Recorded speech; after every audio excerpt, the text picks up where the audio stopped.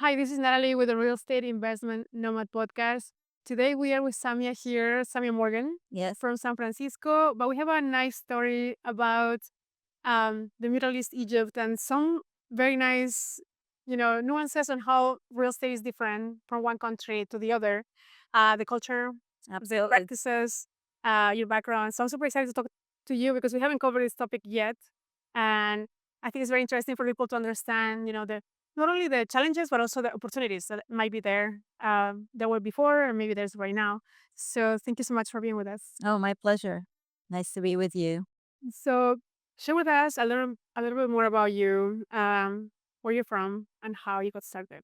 Okay, happy to do that. So, I'm originally from Egypt, and my parents immigrated in 1969.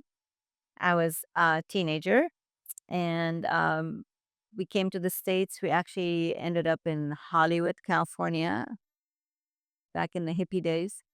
My dad was an engineer, and they really felt like with three girls, I have two sisters, that it would be a great opportunity for us to be in the States, have the freedom of religion, the freedom of speech, which was lacking in Egypt at the time.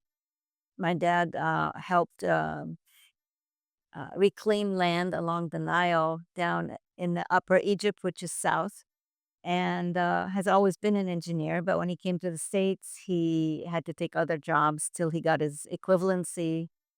And after he retired from real estate, I mean, from engineering, he got into real estate. And he had started to invest back in the early 70s and asked me if I would be interested in investing in apartment buildings. And I said, sure. So that was the first experience I had with real estate. But then when he retired and went full time into real estate, it became a bigger opportunity for him and for us as a family.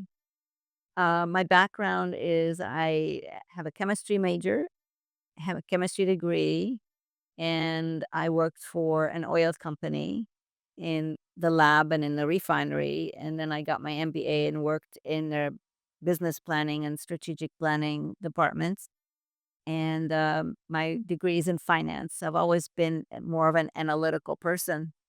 Got married in '83 and moved to the Bay Area with my husband and worked at Apple Computer before the Mac was born. So back then, they just drop a box in your office and say, you figure it out. So it was a very good experience for me because I wasn't really into tech at the time because there was no tech really for us as agents and employees. And um, so that was the beginning of my experience there. And I worked for other software and hardware companies. And then I realized that it may be a good idea to reduce my stress because we're getting reorganized. And every 6 months, there was a reorganization, a lot of politics. And I said, I talked to my doctor. I said, I think I'm going to reduce my stress and go into real estate full time. He like looked at me like I was crazy. He said, you think there's no stress in real estate? And I said, no, but I control my hours, right? And he goes, okay, you figure it out. But my journey started more in the investment side of real estate because I am very analytical, like I said, and I like numbers. And then the tax laws changed, and I said, well, I'll give it a shot and do residential. And I just loved it. I love working with different people. Everybody's needs are different, so that every day is different. So it's not boring by any means. But I've always been learning based. So I joined associations. I traveled to the National Association of Realtor Conference. I had that in my business plan. I'm going to do this. And my daughter was born in September, and the conference was November. I took her with me. I said, That's I'm awesome. going. And it was in Hawaii. So I Yeah, hired it's a like babysitter and I took some classes before the conference. So I believe that being learning based is so important and communication is very, very important. And never believe, I never do believe I know everything. So the newest thing that I've come to know is that my clients are going overseas. They're buying everywhere, and I'm not with them. And my concern is they can get in trouble by falling into a trap. We don't have in Europe and Asia and Africa, people aren't necessarily licensed, so there's no regulations. And so I joined a group called the Global Marketing Agent Group that was started 10 years ago by Audrey and her son, Olivier Mevalek. And we are broker agnostic and we learn from each other. We also co market with one another. So it's a very good organization. And we're expanding and adding new countries and new companies to the group. And it gives you a unique opportunity to support your clients and give them information that you know has been vetted, and the documents that they've created are very, very um, meticulously done. Let's put it this way: attorneys have drafted the documents to allow us to work with each other across the Mm. borders. I did open my own office at one point. I was growing and I was at Remax, and Keller Williams came to town, and I wasn't sure that wasn't for me, but again, it was a learning-based opportunity because they believe that the agent is the brand, and maxing out how much you pay as an agent was new. It was something that wasn't done before, and having an office was not something I had ever planned, but I enjoyed teaching the agents. I'm like, "Okay, you're like my kids. I wanna make sure you go out in the world and do things right." So, I was very successful in the office. I grew it to 50 agents, and then somebody wanted to buy it, and I was not ready, but my dad always taught me, "Keep an open mind. Always look at every opportunity and examine it carefully before you say no." So, I did actually sell it, um and it's one of my proudest moments in my life to have been able to contribute to agents. So I continue to do that, and I love mentoring agents. I love getting people new in the organization where I am, and supporting them with the tools that we have, and also supporting my clients and helping them in their direction of where they want to buy. And maybe a vacation home, maybe they want to buy a second home, maybe they want to move overseas. And so we have a lot of variety in what our clients are looking for. And with 38 years in the I business, was gonna ask you that. What have you been so far? I started in 1987. Okay, so I had a laptop when I started, a laptop in 1987. So I was early on in my adoption to computers, and that's also because of my experience at Apple. But you have to continue to learn and grow. And now with AI, the tools are incredible, but you also want to focus on your relationship with your client and not have AI take away that. Technology gives you the tools to spend more time with your clients, not less time. So my tagline has always been always in touch. And people call me on my cell phone, or if I'm not with a client or in a meeting, I'll pick up the phone. And that's very unusual these days. Yeah, You call a lot of agents and they prefer you text them. It's different. Talking to someone and explaining the client's situation one on one is so much more valuable than texting. There's no emotion in email and text, and things can get misunderstood. true.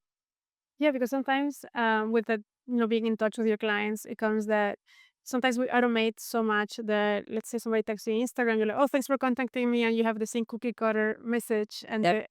your clients or your followers or people who want to do business with you, if you have that auto reply all the time, they're like, well, I'm never gonna get a hold of her. Yes.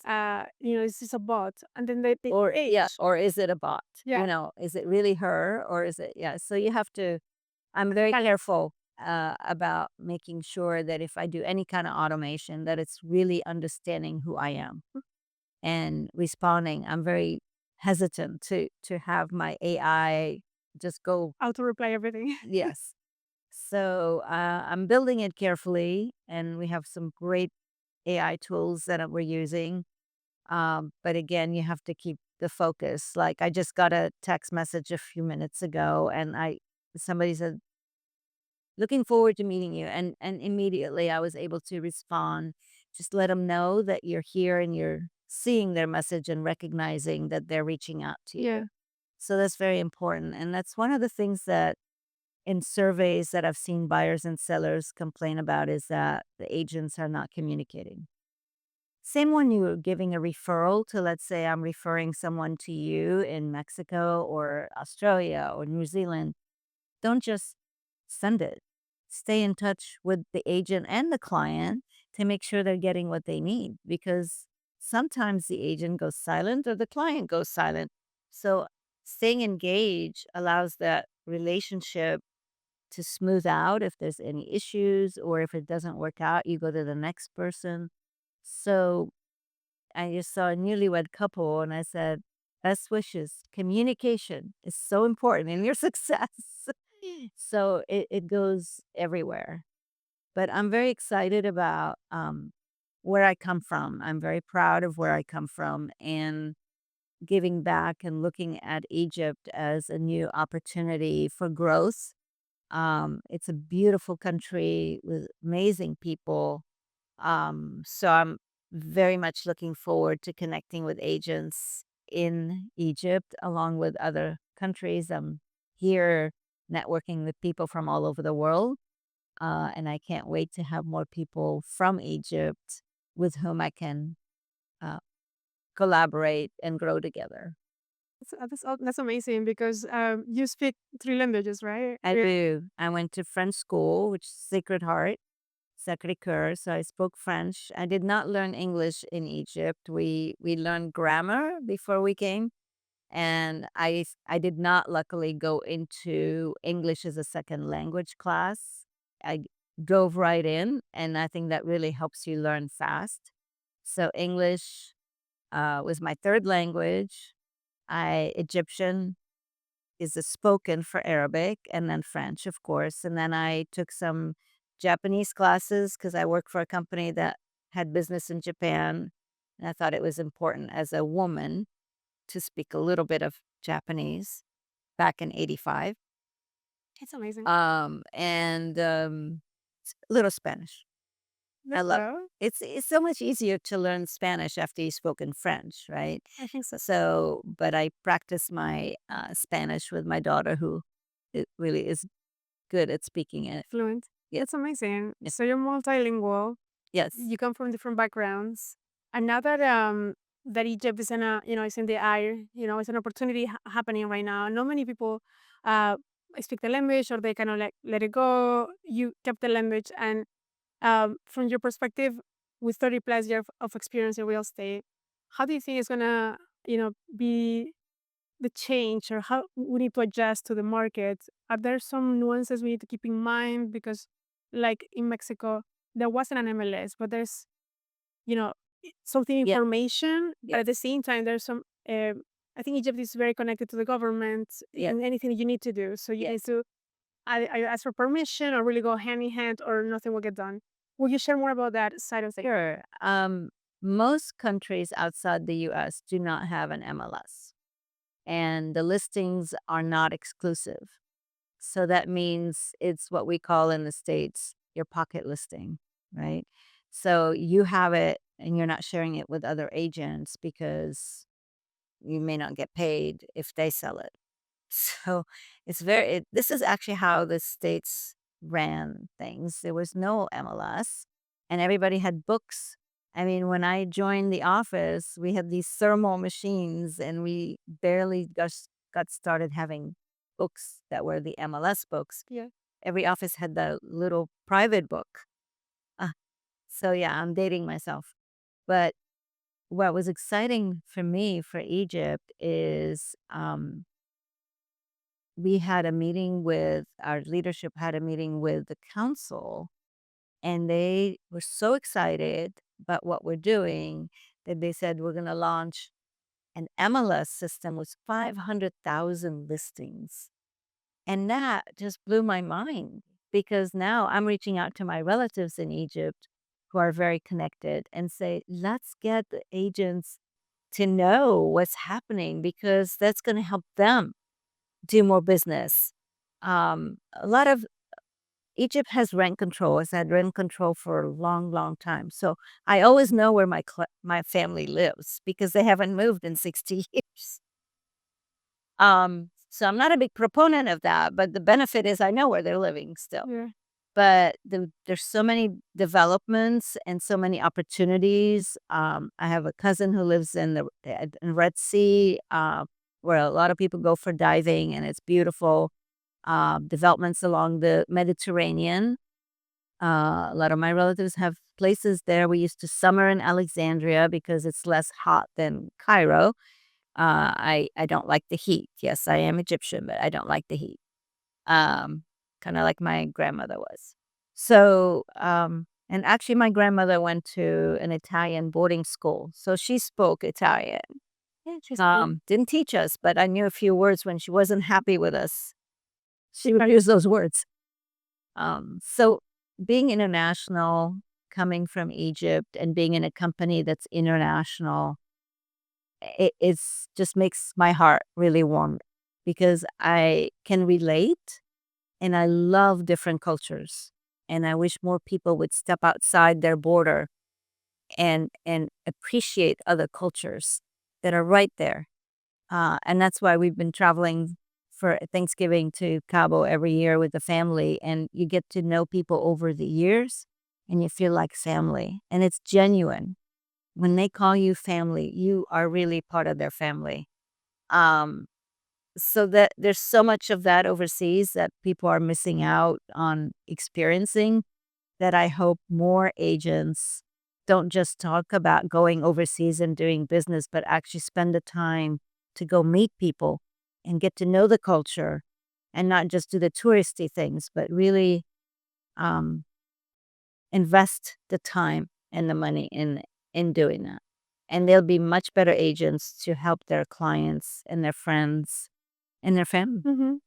And I think that's the importance of the connection. And Yeah. when we started the real estate tours that you've been Yes. part of, as we came up from Portugal, to me, the most important thing was the technology is there, the information is there, the education is there. But unless you meet in person and talk to each other, like what really goes on in each country, in each Yes. city, municipality, Yes. taxes, or some of the benefits that maybe there's not enough time for an agent locally to promote it online. It's more like they know about it, but not everybody knows about it. Or it's paper. Everything is paper. Everything you have to go to the city hall, register everything to get any information. You have to physically go there, get the paper, Yes. title, understand what you're looking at.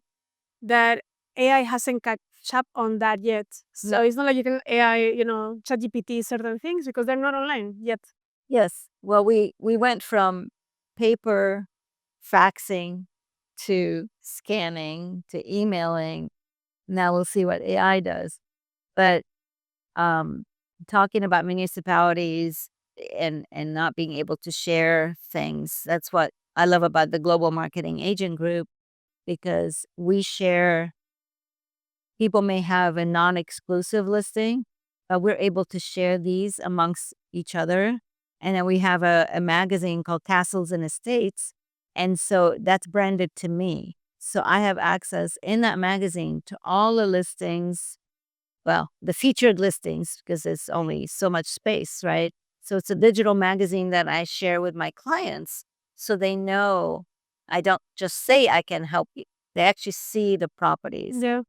So And it's so important that they comes from a trusted source because they've exactly. been working with you so many years. Yes. It's not like they saw it online on a Google ad because that happens to us a lot. Yes.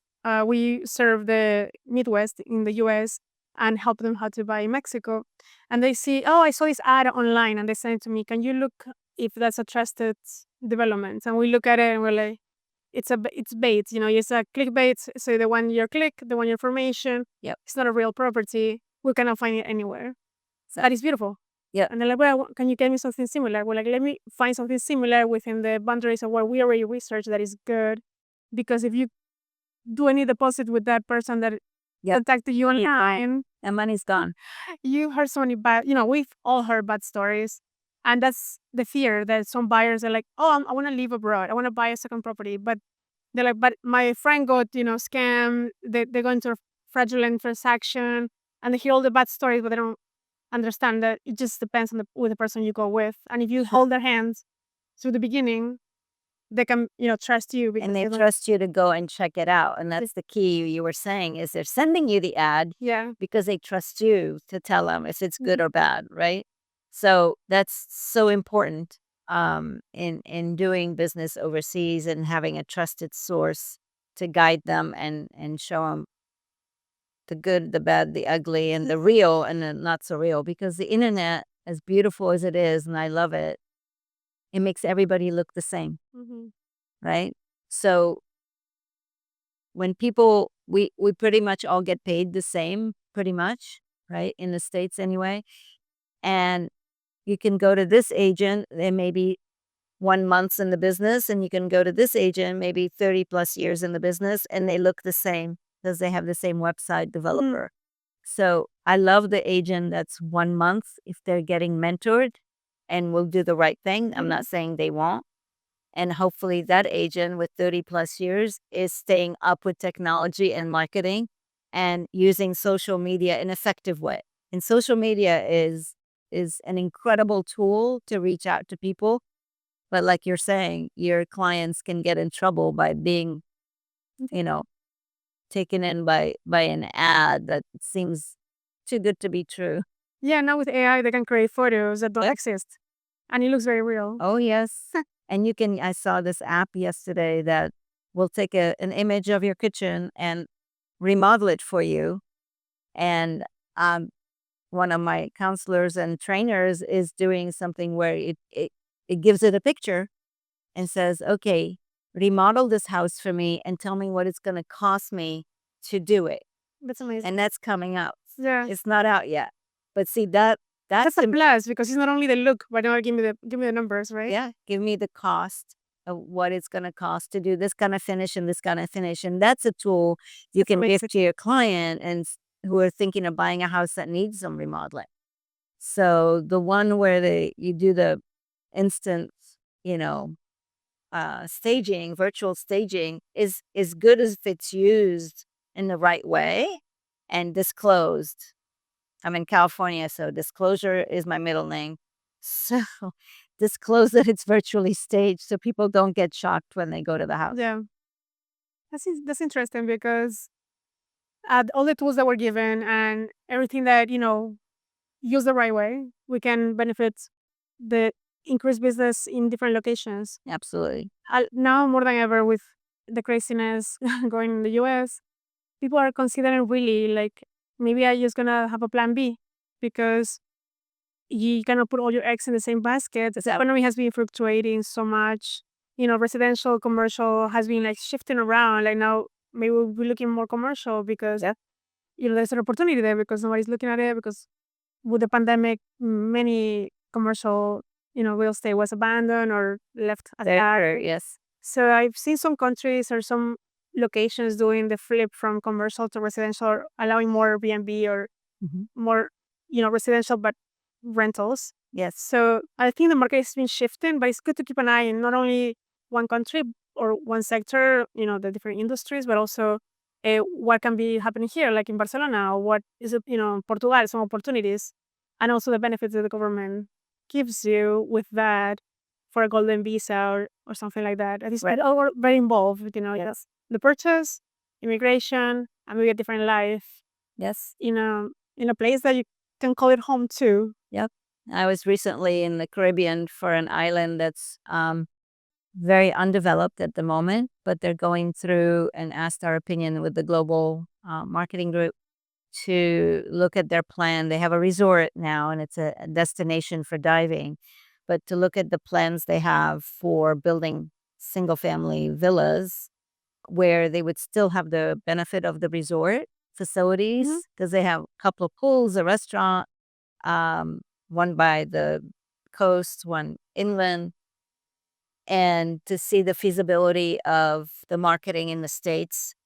You wouldn't get a visa or a golden visa, but you would get residency So that could appeal to some people, and then they could also rent it for you. So going to somewhere where it's not super developed is also very appealing to a lot of people. And so very exciting to have been at the island and examine it firsthand. But again, they're working with the government Yeah. to get the roads in place, the traffic for the Mhm. airport to destination to happen. So there's so many opportunities out there, and it's very, very exciting to be involved and to get outside your zip code, get outside your country, and Mhm. go visit in person. It's very important. And it's very exciting to go with, trusted source. Yes. Maybe do a tour like the ones we did, in Portugal. I think there's many more Yep. coming this year in person, going to visit, get to know each other, like, "Oh, I like to work with Samia. We had a good connection. What is, what is your specialty? What do you specialize on?" Yes. We met Lisa in Portugal. She was talking more about, the luxury villas. How does it work? What are the rental income? Sometimes people don't buy for the rental income either. It's just the lifestyle. Yes. So it's also that understanding your customer.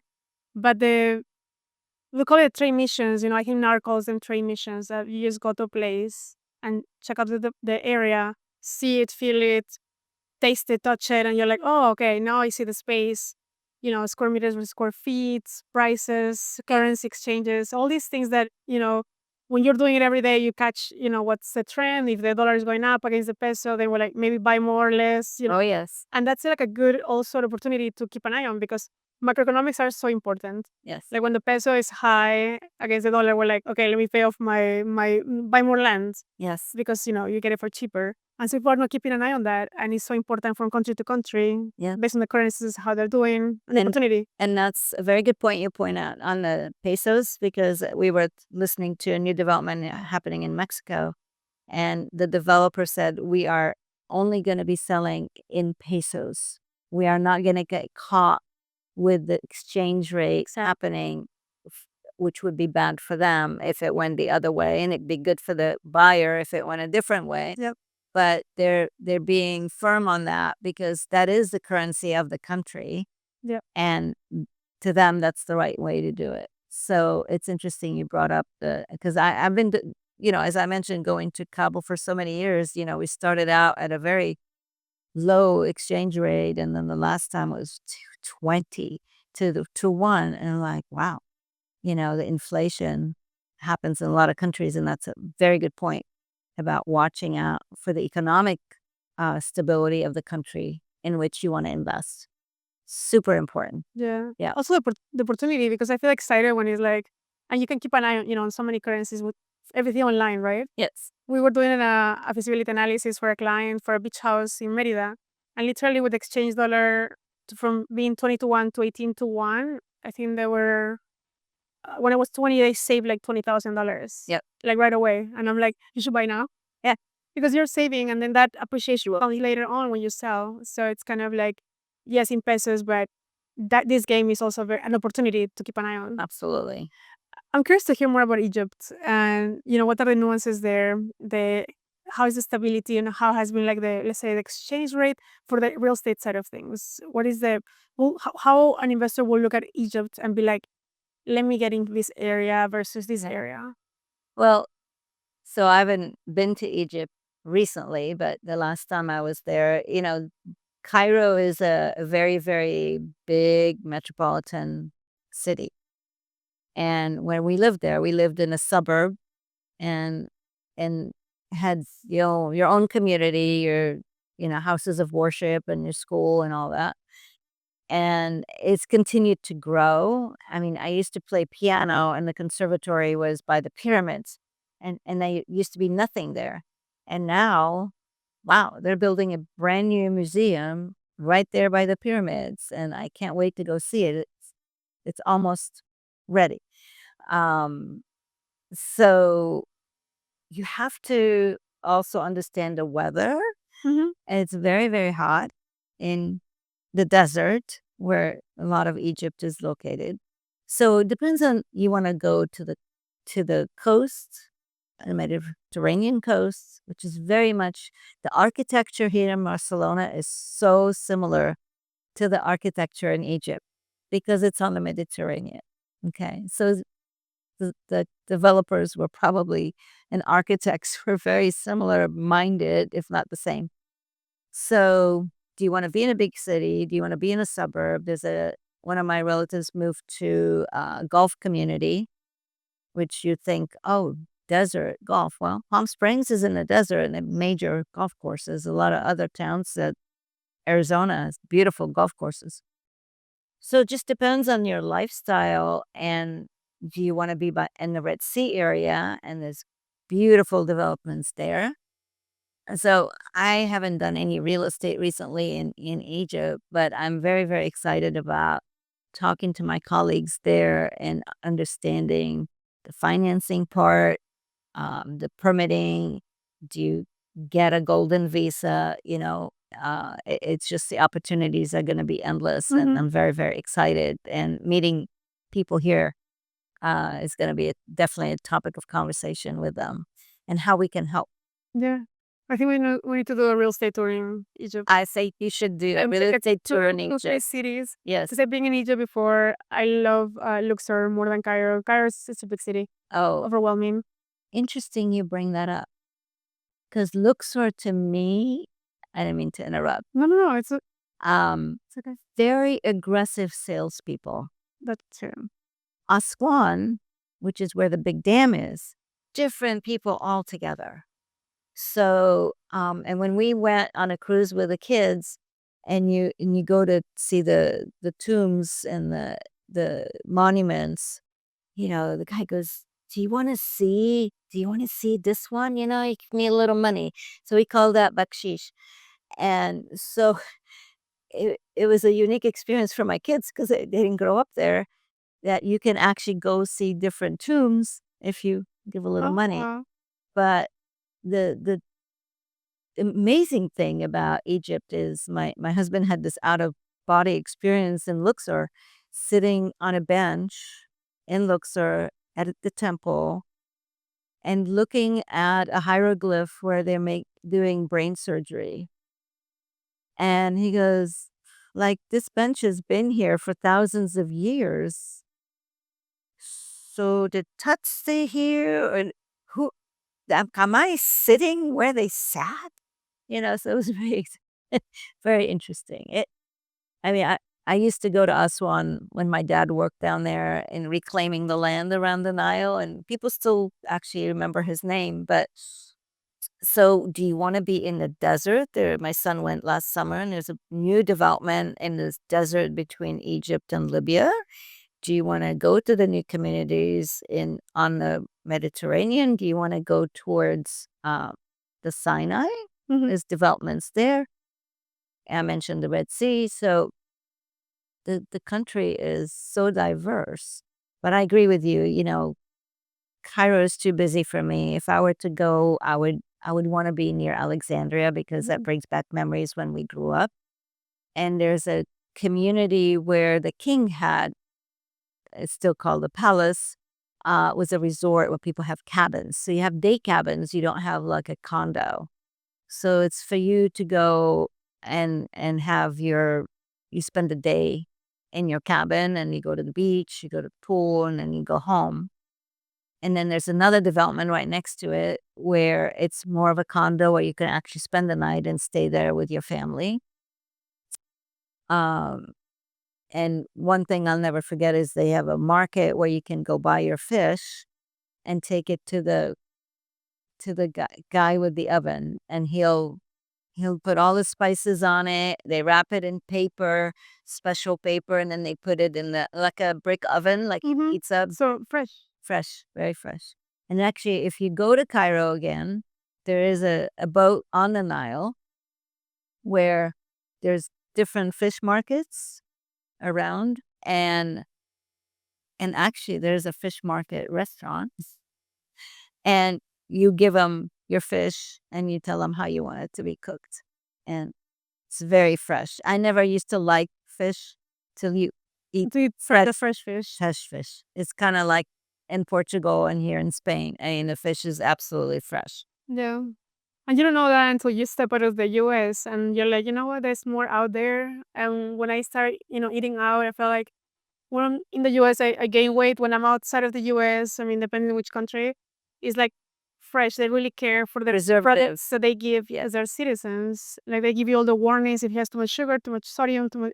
But we don't understand that because in the US, nobody warns you or anything. It's like saturated fat, go ahead. This sugar, high sugar, I mean, nobody cares. Yes. But in other countries, like even Mexico, they actually warn you like what has excess of anything. So that's what even the food. So everything is connected to real estate, but the lifestyle and Yeah. how healthy you are, how your body, how you take care of yourself, even the energy and the space, the not busyness of People walk a lot more in yeah, other countries yes, than we do in the States. And I use the word states.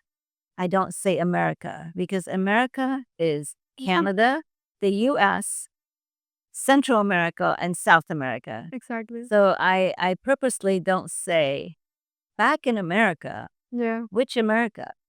yes, So I love using the word states, and I try to get my colleagues to remember when they travel overseas.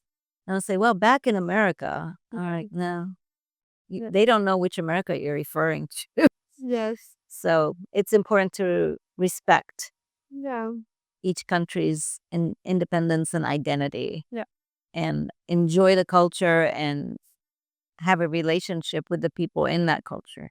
Yeah, no, I 100% agree. And I think that's the key of connecting with others in different countries. Go with respect and honoring the land. I feel that if we go like to take over, build, and make space, or just the communities are so enclosed that we don't include anybody else Yes. in the community, right? Like, it's like, oh, it's a bunch of Americans here, and that's it. Like in Costa Rica, there's like retreats, like the walls are up, and then like this is our community, but there is no interaction back and forth. Right. I think those are the things that hopefully with time, little by little, we'll lower those barriers into connecting with the locals because we're in a different land that is not ours. And as you go with respect, I think is Yeah. you're not welcome. And that's what you meant when Kind of what we did to the American Indians when we took over the states. It was not much respect given to the people who've been here before us. So there's so much diversity now in the world that I think people are more aware. But it's important for us as realtors going to work overseas or experiencing uh, other countries as a tourist or as person coming to collaborate that you think about that person's culture and ask questions and get to know them on that level and don't make assumptions. yeah, Assumptions are not good. no, Most assumptions that people make are not good, but some assumptions are very good. yes, yeah. This is beautiful, and thank you so much for sharing so much about your background, Oh, my pleasure. the different, your different experience from technology to real estate, and also the way that you're respecting on how you approach business and how you come to other countries to connect, but also to be curious and always have that curiosity mindset, beginner's mindset that you always are here to learn. Yes. We don't know everything, No, and definitely not. the world is too big to know everything. We can have a guide, a guideline of how we do business in certain countries and kind of like fit it into that like playbook. Yes, But it's more about a guide, not a strict manual. exactly. Yes. So yeah, It's a pleasure to be here and thank you for having me. appreciate it. Thank you. Samia, we'll post all the links on the description below, Okay. so they can find you online. But Yes, once again, absolutely. I'm online. I'll see you guys next time. Bye bye.